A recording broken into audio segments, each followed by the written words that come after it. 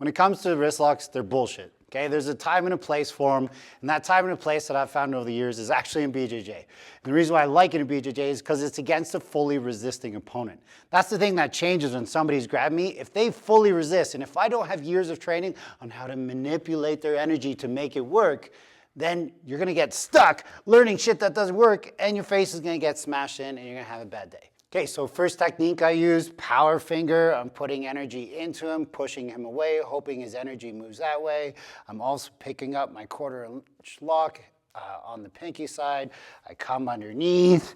I do the magical throw because he's about to get his wrist broken, so he rolls.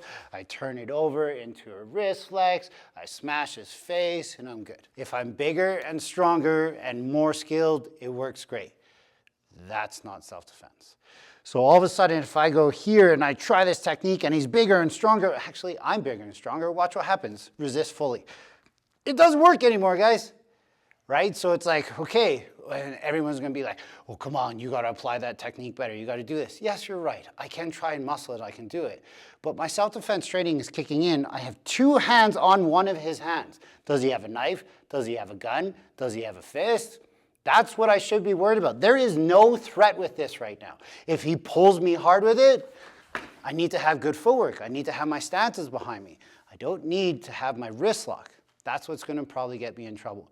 So my training should be, okay, how do I escape this?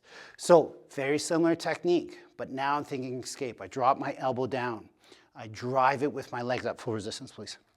So my elbow comes, now I'm using my legs. See how that pushed into him? Now I'm using my body to turn him, always watching this. Maybe I'm able to break away. Maybe I'm able to get free. Maybe he's still holding on. I gotta smash this, but look where his weapon is. It's not close to me, and now that's giving me a chance to better survive, right? Say if he's choking me. From the choke, I reach over top, and I'm trying to find the hand and turn this down. But in his mind, he's already fired the punch, and I come like this and I eat the punch. So then I had senseis who would say, okay, make sure your elbow is high as you throw that and it comes over. That's great if your timing is perfect. But when it comes down to it, that's my threat. If he's punching, deal with the threat and find different ways to do it. One thing I always think about a lot in self-defense as well is if Eric is grabbing me, why is he grabbing me? Right? Is he a bouncer and I'm too drunk and he's like, hey, come with me, we need to go. Like, don't resist them, go with them because you fucked up, you got too drunk, right?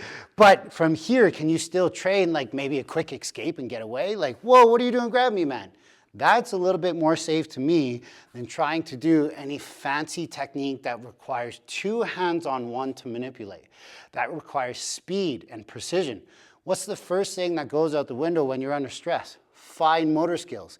Guess what a lot of joint lock requires? Fine motor skills. So if I'm being grabbed here, gross motor skills. Step off the line of the attack. Watch here, punch. You can't punch me anymore. Why? Because my angle's there. But then you guys are gonna be like, well, if he had longer arms, he steps to the side.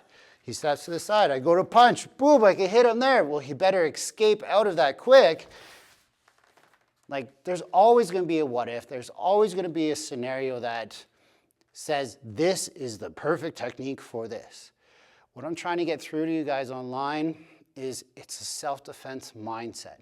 If you have tons of training in Aikido or Hapkido, use your training to your advantage. You know that if somebody grabs you, it's a gift to you. But what about for the people who have no idea what to do when somebody grabs? What if they started training with a mindset that would guarantee their safety first? And if they're guaranteeing that and they're actually learning to properly assess the threats that are happening, then they can start to prioritize what it is that they need to do. Because remember, self-defense is great for defending yourself. What if you're with your family? What if you're with your partner? What if you're just on a stroll and somebody comes up and grabs and tries to kidnap you?